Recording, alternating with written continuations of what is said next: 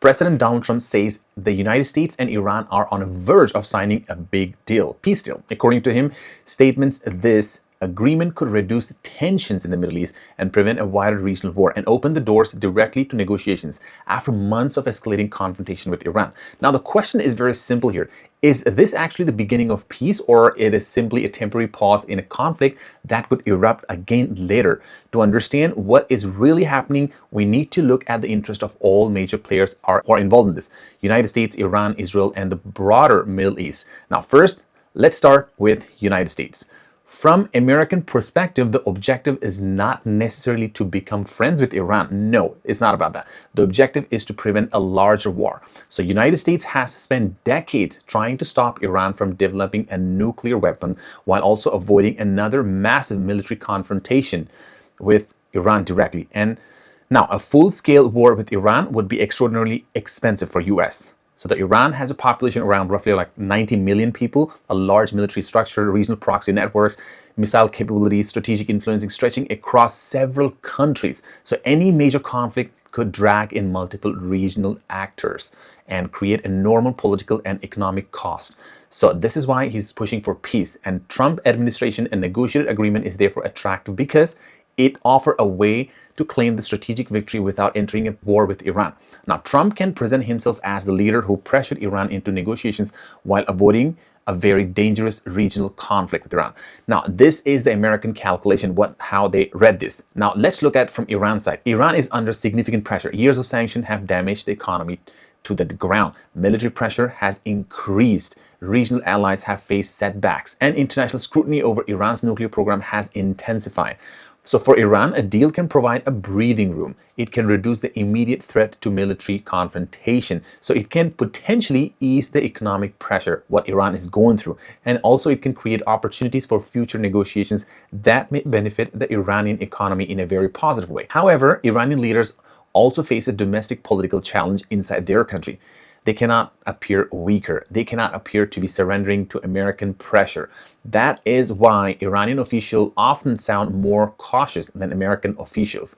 So even when negotiations are pressuring, Iran usually wants to show its population and that Iran negotiated from a position of strength rather than submission. So this explains very clear why American statement and Iranian statement sometimes seems contradict each other, even when both sides are moving towards the same agreement. Let's come to the most important question. How will Israel react? The answer is super straightforward. Of course, they'll not be happy. Israel is likely to be deeply sad on this. For years, Israeli leaders across the government have argued Iran represents the greatest long-term security threat facing Israel. Now, this concern is not simply Iran's current military capabilities. Their concern is that Iran's nuclear ambitions, that's what Israel says. Now, Israeli security officials worry about that agreement, which reduces pressure on Iran, could give Iran more time and more resources, more diplomatic space, while preventing element of its own nuclear infrastructure. From Israel's perspective, the central question is not whether tension decreases this month or this year. The central question is whether Iran's ability to eventually build a nuclear weapon is permanently eliminated or not. So if Israeli leaders believe the deal merely delays the problem instead of solving it, they are unlikely to celebrate in a positive way. So in fact, they may quietly oppose parts of that agreement. However, there is a critical reality that cannot be ignored totally. Israel depends heavily on the strategic relationship with the United States. Without US, they're basically nothing. If US decides that diplomacy is preferred path, Israel's ability to open to challenge and decision becomes limited. Now, Israeli leaders can voice concern. They can lobby for stronger conditions. They can demand stricter inspections. That's what they will put on the table. But ultimately, the US remains Israel's most important ally. That means Israel is unlikely to directly confront the United States over agreement unless it believes the deal creates an immediate and extensional danger. So while Israel may be happy, it will probably likely to focus on influencing the implementation of this deal rather than to trying to completely destroy it. What does this mean for the current conflict? In the short term, the probability of a major regional war decreases. So this is the most immediate effect. Military escalation becomes hotter when negotiations are underway.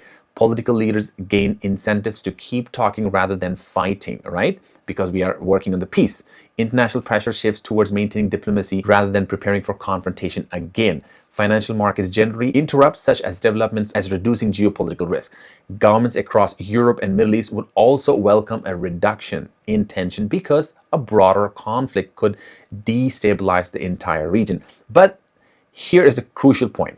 A peace deal does not automatically create trust. No, trust is the missing ingredient right here. The U.S. does not fully trust Iran. Neither the Iran trusts United States. Israel remains suspicious for Iran's intentions. And many regional power continues to compete for influence right here in this war. So that means even if the agreement is signed tomorrow, the underlying strategic rivalry remains on the table the same. The deal may stop a crisis. It does not necessarily resolve the core problem, what was under that. So this is why many analysts describe these agreements as a conflict management tool rather than a permanent solution for this war. They reduce danger temporarily. They buy time temporarily. They create diplomatic opportunities temporarily, but they do not erase decades of hostility overnight. They do not erase those hates overnight. So if the agreement is finalized, it will be likely to reduce war risk immediately. So that alone would be significant achievement for US and for Iran, for Israel. Now, the US gets stability, Iran gets a breathing room, right? So regional tensions cools down. But the deeper struggle over Iran's nuclear program, regional influence, and Israel's security concerns will remain unresolved totally. So basically, in other words, this may not be the end of the story at all. No, in simple words, this is just a new chapter. The coming months will determine whether this agreement becomes a genuine pathway to lasting peace or merely a temporary pause before the next big confrontation in the Middle East. So this is the question the entire world will be watching. The biggest disappointment in these negotiations will be from Israel's side because they will not be happy with this peace deal. Why? Because they claim that Iran is a big threat towards Israel because of their nuclear capabilities. And on the other hand, Iran says they are not creating or developing any nuclear bombs. But since 20 years, Israel just keeps saying that Iran is about to develop a nuclear weapon. Well, every time Israel says they are just 3 months away or 90 days away or 2 weeks away or a year away, 20 years pass, but nothing happened. So let me know in the comments below what's really happening in this world, and see you next time, and subscribe for more and more insights.